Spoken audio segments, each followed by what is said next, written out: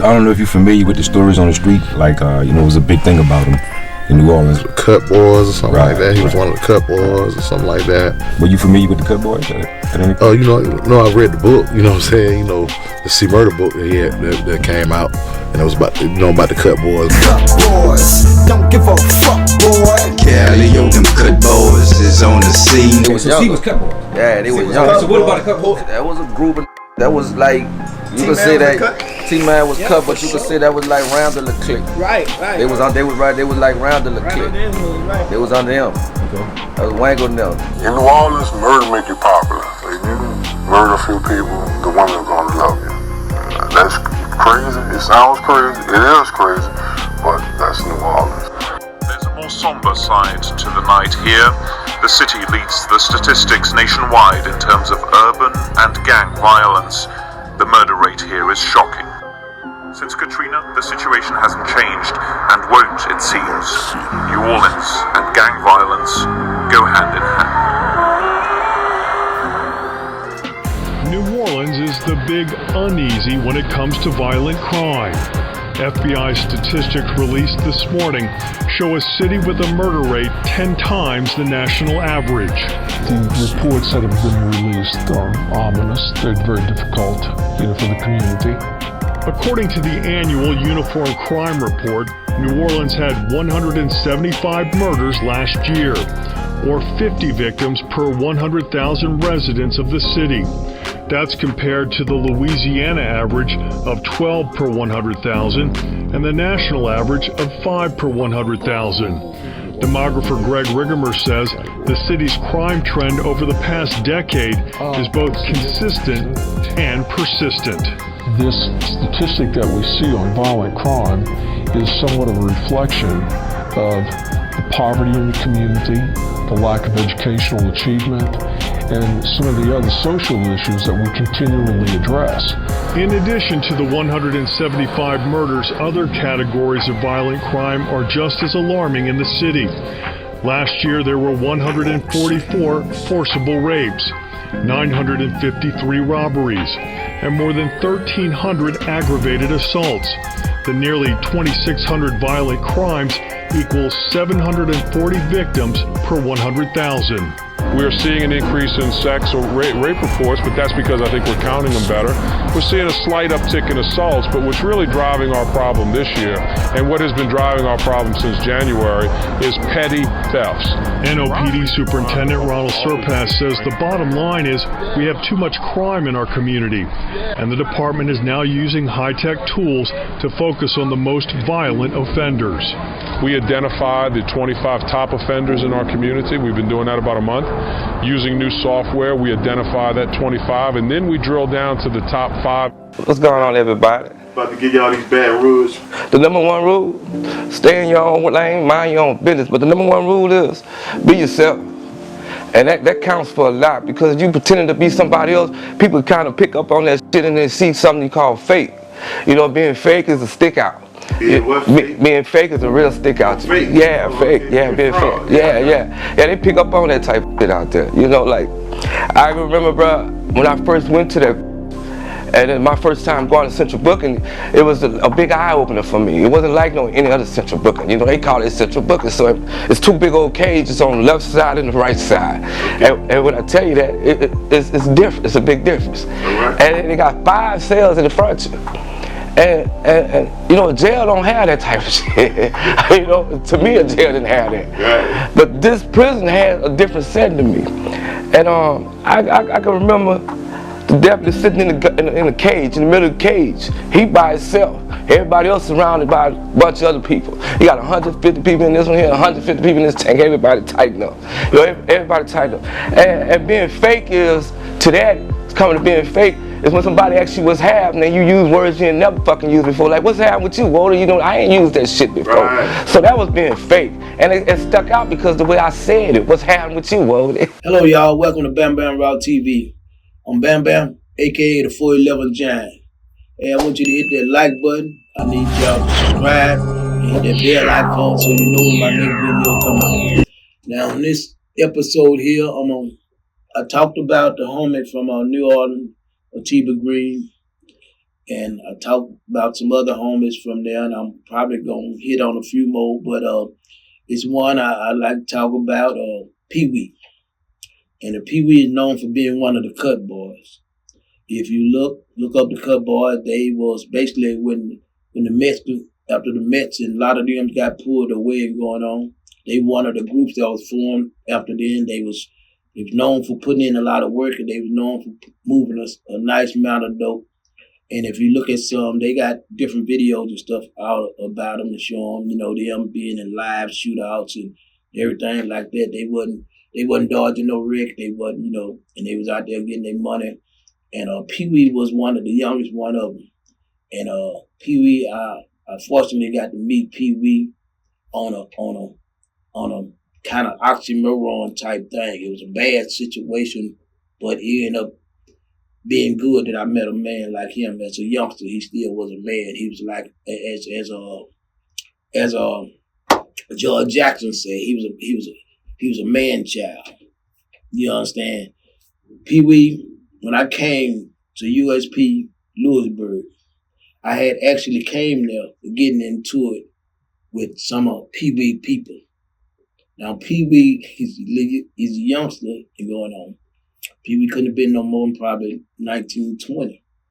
But when I came there, I talked to all of them. So PeeWee pulled up on me and said, "Man, I'm trying to hear what's going on." And I'm looking at the little young kid. I'm saying, "You hear what's going on about what?" He said, about what happened down there, man. Them was my, them my close friends, my people going on. I think one of them was his uncle and whatever and everything like that. And uncle and cousin. So I told him, I said, "Well, look here, man, I can tell you the same thing I told everybody else, and then we can go from there, because I said, this is what happened, blase, blase, and I break it all down to him. And I'm sitting there, I'm kind of smirking. I'm like, I hope me and this dude don't have to do nothing, because I like his nuts. I like his style. This dude, I could have came to that compound, he could have took everybody's word for what I said. He could have took everybody's word that was telling him, hey man, this happened, this happened, this happened, this happened. But he wanted to hear from me. He wanted to look me face to face and hear from me. And I got so much respect for that dude from that time on. I mean, it was just so much respect for him. It was so much respect for him. And I looked at him, I said, yeah, okay, so boom. He said, yeah, I heard that and all that, blase, blase. But I wanted to talk to you and going on. She was going on like that, man. He said, I heard you pretty good homie, blah, blah, blah, blah. So we went on and we moving around and going on. So he doing his thing on the compound, he was a good little dude. I got him on his legal work, man, stay on top of the legal work. The first thing he has to always get out of here. He was out, me, him, Chiba, we go out on the yard, we roll, we family. It wasn't no New Orleans, wasn't no Shreveport. It was me, him, Boo, which it was the boot from the tip to the top.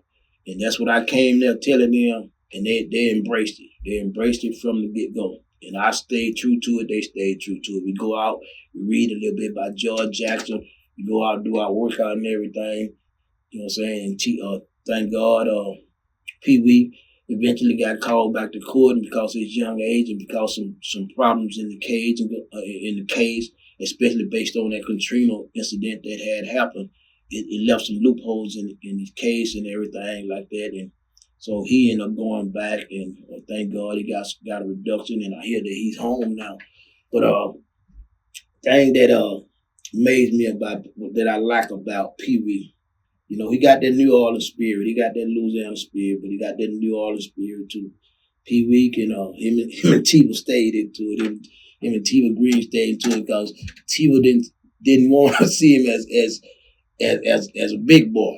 Because Tiva would keep on, come on, let PeeWee go. Oh man, don't let PeeWee me that. No, man, I'm not coming over here. I tell you, I'm not coming over there.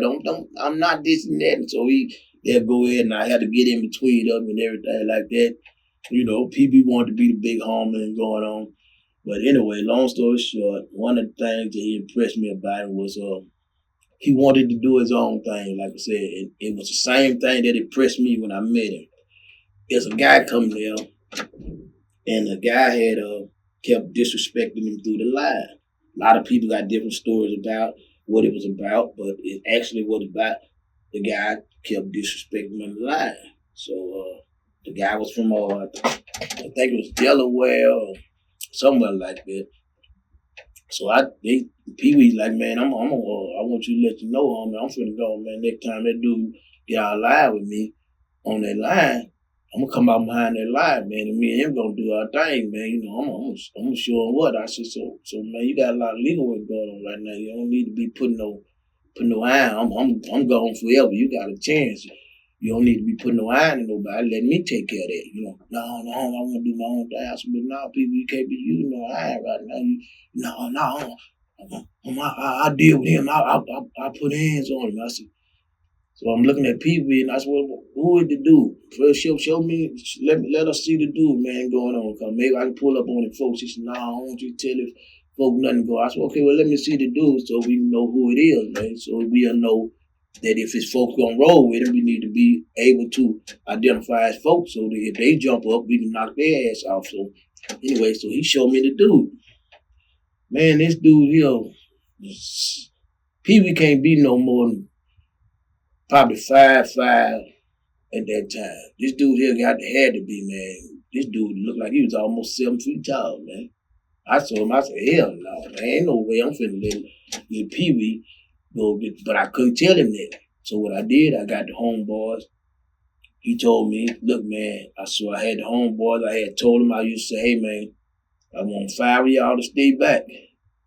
We'll be going out to the yard, to the unit that the dude was in, till his unit come out, or where he work at come out and eat. I said, until he leave there, don't y'all leave that dining hall. That's cause if PeeWee get into it with him, I want y'all to get over there and stomp him out.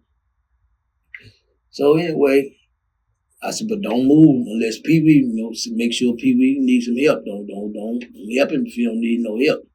I just happened to be in the dining hall when the dude did get slipped again. He got slick again with PeeWee, and I'm assuming that because of him. I see PeeWee didn't even talk. He came through the line. I'm looking at this big old dude. I know me. I got a short man complex. I don't think nobody get too big for me to attack. And I'm glad to see another man feel that way. But when the dude come through, and I see some interaction going on, and PeeWee just he said something or whatever. And PeeWee just took his thing off, walk off behind the thing. Man, look here.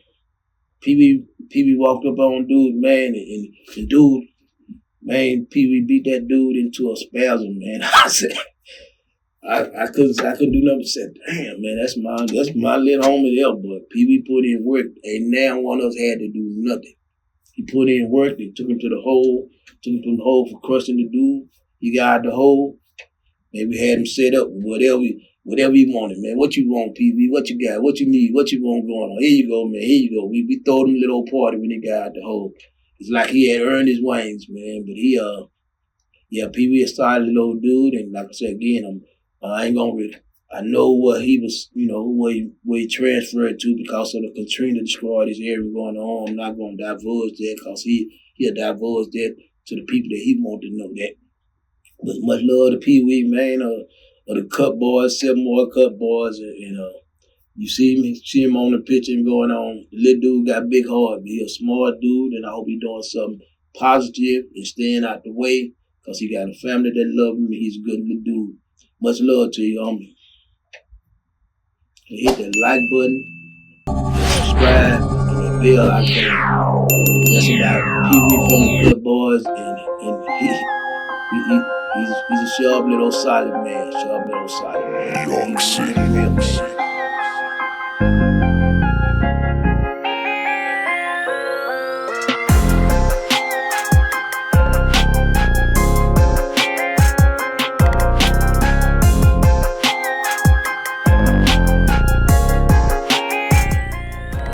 While the chief says he does not endorse per capita statistics, he says if you look at all of the categories of violent crime, New Orleans doesn't even make the top 5 crime cities. According to his calculations based on the FBI report, those cities include Las Vegas, Atlanta, Washington, D.C., his former city, Nashville, and Orlando. But still, 10 times the murder rate is horrifying. And it's been that way for decades. Thanks, Paul. Oh man, the Q builder had me fucking fooled. You know, the Q builder, it really had me fooled because the setting of the old prison was like, they call it the dungeon, matter of fact. Okay. And for the love of God, I realized why they call it the dungeon. But I'm gonna get back to that. But the Q building had me fooled because everything changed on their setting. You know, I seen the bricks on the floor, on the walkway, that shit changed. It was new. You know what I'm saying? The gates was painted. You know, it had me thought I was going to somewhere special. So it was looking pretty. Yeah, that bitch was looking like gold. You ever been to heaven? Me neither, but it almost looked like that. But the doors were shining, the people greeted you well, you know what I'm saying? You know, they took out the shackles, man, help you take off the shackles, they greet you in good ways. But what set it off in the Q building, I say when I went to the key to get my badge to go inside in the Q building. Yeah. You know what I'm saying? And that did it for me. And I think about it when they opened up them gates, and that bitch had Q7 and 8 on that bitch. It had 8 on one side and 7 on the other side. My papers had 7, go to 7. And I opened up the gate, they opened up the gates right back, ding, ding, ding, they right back. And then down that hall, they had another tier down there, and they had gates on there. So shit was getting kind of scary to me because I'm like, hold up, the guard's way over here, I'm right here. It's gonna take them a while to get to me, to save me, you know what I'm saying? And that shit started going in my head. So what, when you walk there, they let you walk back like that? Yeah, they don't, no, they don't come in that bitch and say, oh, hi, this is Marlon Joseph, we bringing out here, meet him. No, they send you down that bitch. And when I tell you, man, them bitches like lion, tigers, and bears, them bitches like lion, tigers, and bears. I seen some shit in there, bro. When I got the chance to put my mattress on Q78, everybody, look, I ain't never paid attention, everybody in their BCs, their tennis shoes, they call them, like Chuck. Yeah. And they got, cut off shorts, orange paints. They got people with band-aids on their head and shit like that. You know, in my mind, I'm just gonna call my girl and let her know I'm in a better spot. I thought I was. Yeah. So after I put my mattress up and shit, I come back out there, I see the phones. Well, fuck, here the shit started. I ain't knew that with the phones hang upside down, it mean the same thing as the phone hanging off the fucking thing. I didn't know that shit. And I learned a lesson from them. Do not never fucking touch them phones if they're hanging upside down or if they're hanging to the ground. Never touch that. So when the phones on the wall, they hanging down, that mean don't touch it? That mean, and guess who say don't touch it? A fucking inmate, not the fucking guards. Damn. Yeah, it's the inmates, man. See, back then, the inmates really did run the prison back then. On the slick, yeah, they had the guards come get shit in tame, but not in this chill. In the Parish prison, bro, every soldier for themselves. So you don't know you're not supposed to touch it? No, I ain't know that shit, man. See, they didn't give me that in the rule books when they walked through central booking. They didn't say, man, if this is, this is, they didn't tell me that shit. So did you touch the phone? Yeah, I touched the phone. When I touched the phone, there you go, we got one. I'm looking at him, what the f you mean you got one? He said he got one. He said, you can go out and use the water and just hang up when you finish. I'm like, what the f? So after I made the call, I was on the phone talking, and out of nowhere, nigga, damn. Nigga struck me while I was on the phone. Real shit based on true story. Why you on the phone? While I'm on the phone, while the guard over there in the fucking keys looking at me and shit like that. They flashed their lights, but I thought they was flashing the lights to come in and bitch and save me. They flashed the light for just having to hang up the fucking phone. Yeah, real shit. Damn. So, dude hit me and they got me in the middle of the thing. I'm looking at the man, like ain't nobody gonna help me up off the fucking floor. Right. I ain't do that shit there. Man, when I say it's real, because the deputies see shit goes on, and people don't realize how important your life is and how hard it is to survive, and not just with the inmates, but the deputies see this shit goes on.